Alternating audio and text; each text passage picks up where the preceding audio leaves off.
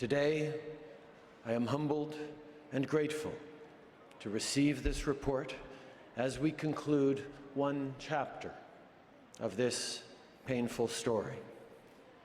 It's a story unimaginable to most Canadians, and yet, for too many, is a heartbreaking reality.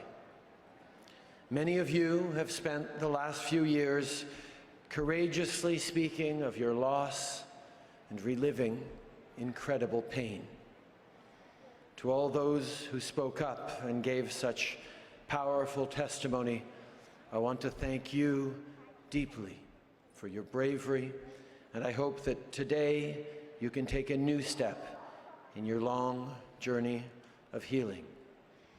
And all those who chose to not speak up, thank you for carrying such strength and choosing your own time and your own choices with whom to share. For many decades, Indigenous women and girls across Canada have disappeared, suffered violence, or been killed, and our justice system has failed them. Sadly, this is not simply a relic of our past. To this day, the safety, security, and dignity of Indigenous mothers, daughters, sisters, and friends are routinely threatened. Time and again, we have heard of their disappearance, violence, or even death being labeled low priority or ignored. We have heard of their human rights being consistently and systematically violated. It is shameful, it is absolutely unacceptable, and it must end.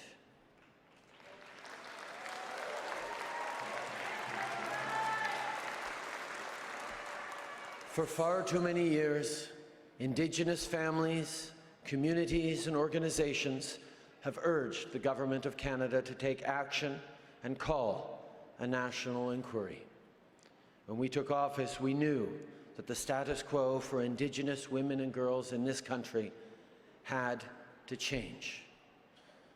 So over the past few years, we have undertaken the most ambitious and comprehensive inquiry in this country's history, the first truly national inquiry ever conducted in Canada in partnership with provinces and territories. Thousands of family members and survivors came forward to share their truths at hearings and statement gatherings across the country. We heard from knowledge keepers, experts, officials, and many shared their truths through art. There were stories of anger, sadness, and deep frustration. And I know this has been a very, very difficult process for everyone involved. The process has been long, and I can only imagine how awful it has been to relive such intense pain. We're working with Indigenous communities to improve health and wellness by investing in essential infrastructure, including housing, and eliminating boil water advisories. We're also working together to better support the inherent jurisdiction of Indigenous peoples in areas like education, governance, and child and family services. And we just recently introduced legislation to help ensure the survival and revival of Indigenous languages. But we know there is much, much more left to do. And today is one more step on our path to reconciliation. We will conduct a thorough review of this report, and we will develop and implement a national action plan to address violence against Indigenous women, girls, and LGBTQ and Two-Spirit people. We will work with Indigenous partners to determine next steps, and we will include the perspectives and full participation of Indigenous women and girls. We will also include the voices of Indigenous LGBTQ and Two-Spirit people with lived experience, as well as the family members of victims and survivors of violence. The Commission has outlined a way forward, and you have my word that my government will turn the inquiry's call for justice into real, meaningful, Indigenous-led action.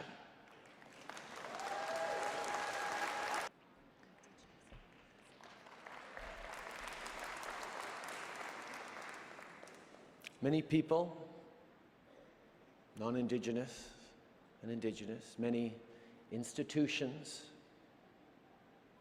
will find this day, this report, these truths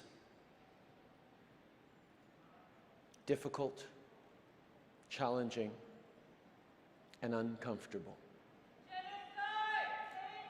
This is an uncomfortable day for Canada, but it is an essential day. We need to recognize the truths presented here, the truths you carry, and the future you have reached out your hands to build alongside all Canadians. We take this day as an essential day in the history and the future of this country, and we will walk forward together. I refuse to let our present and our future mirror our past. To the missing and murdered Indigenous women and girls of Canada, to their families and to survivors, we have failed you, but we will fail you no longer. In the days ahead, let us walk forward together as partners, hand in hand, as we right these wrongs and seek justice for the Indigenous people of Canada.